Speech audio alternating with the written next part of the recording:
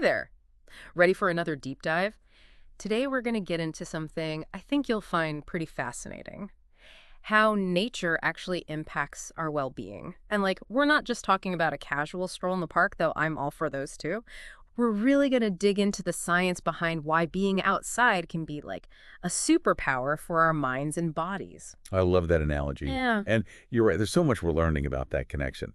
I think what's really cool is that for centuries, humans kind of just felt that being in nature was restorative, Yeah. But now we're actually starting to understand the specific, mechanisms behind it. Just like finally getting the scientific proof for something we've always instinctively known, right? Exactly. So our source material today is How Nature Heals, and it breaks these benefits down into three main buckets: physical, emotional, and social.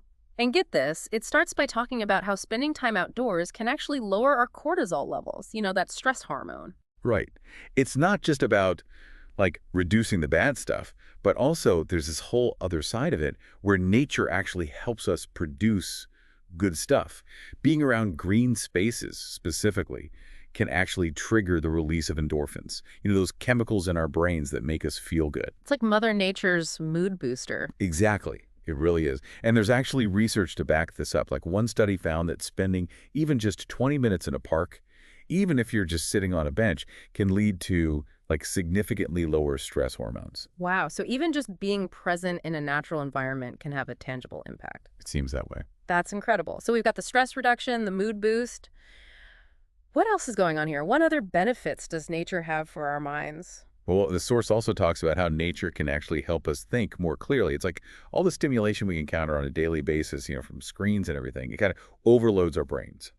And spending time in nature gives our minds a chance to reset and recharge. That makes sense. Our brains did evolve in natural environments, not in front of screens. Exactly. So it stands to reason that they function better in those environments. It's like hitting the reset button on your brain. I know whenever I take a walk in the park, even a short one, I feel so much more focused afterward. I hear you. And it's not just you either. The source mentions a bunch of studies that show how being in nature can improve focus, mental clarity, all of that. It's like taking your brain to the gym. So we've talked about mental benefits, but what about the physical? How Nature Heals talks about improved immune function, more physical activity, even better sleep. Right. And it specifically mentions how exposure to sunlight boosts vitamin D, which we need for a strong immune system, by the way. Yeah, that's essential. And, just the simple act of being outside often leads to more movement, whether we realize it or not. It could be something as simple as taking a walk, going for a hike, even just gardening. It all adds up. I love that. And it doesn't have to be this big, intense thing either. The document actually says that incorporating just 20 minutes of walking in nature each day can make a big difference for our physical health. That feels totally doable. It's not about running a marathon. It's about those small, consistent efforts. Exactly. And, one thing that really resonates with me is how the source talks about nature helping us feel more grounded, more present.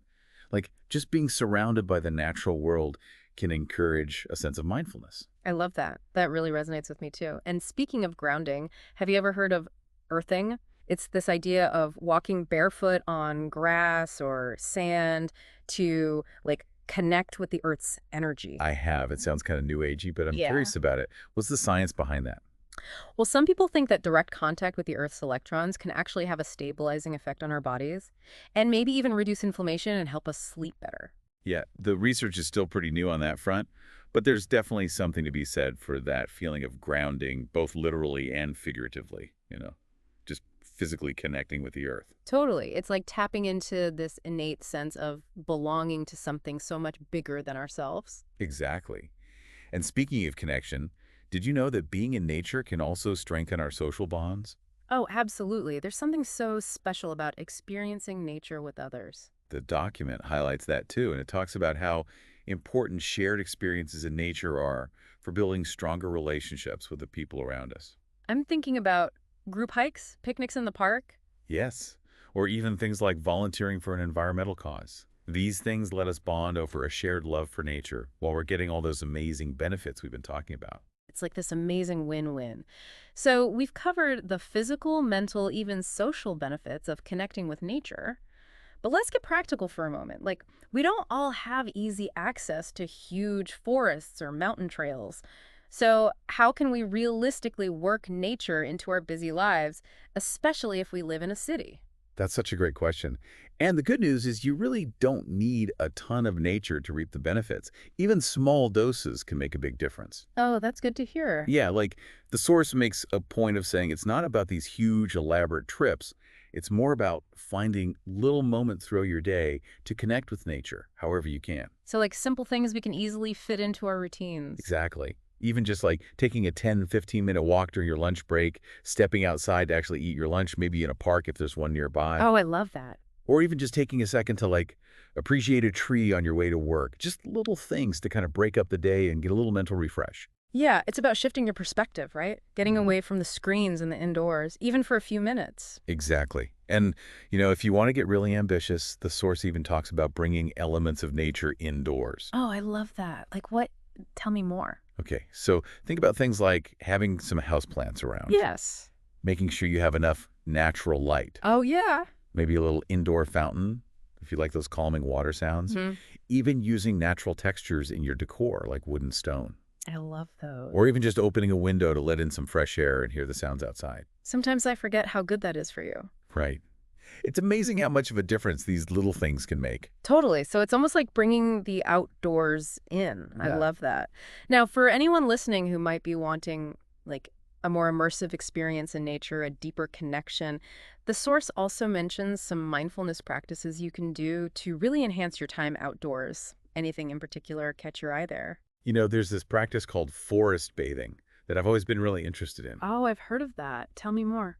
So it started in Japan, and it's basically all about like immersing yourself in a forest and just really engaging all your senses. So you're not actually like bathing in a forest. No, no, it's not like that. Okay, good. It's more about like slowing down, breathing deeply, really taking in the sights, sounds, smells, all of it, just totally connecting with the environment. I love that. And there's more and more evidence coming out that it can actually have some pretty powerful effects on stress levels and just your overall well-being. That makes sense. Being in nature is so grounding and calming. But for people who maybe don't have a forest readily available, any No. tips for them? Yeah, totally.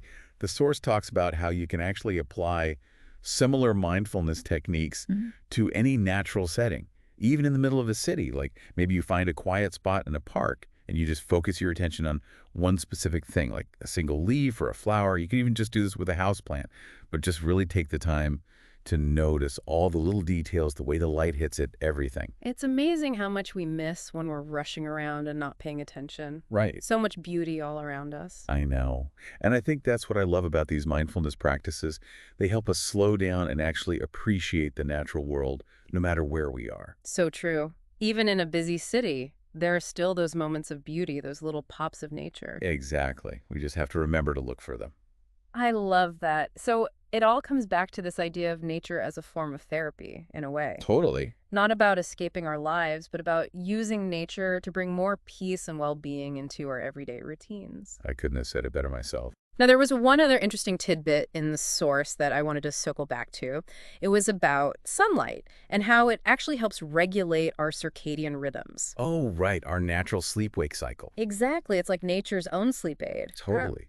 It makes you think, though, right? Like we're surrounded by all this technology, all these gadgets and stuff, All the time. but our brains and our bodies are actually craving the exact opposite. Like we need that connection with nature that all this technology kind of pulls us away from. It's true. You can't deny that pull, that need to connect with nature. It's like it's hardwired into us. It really is.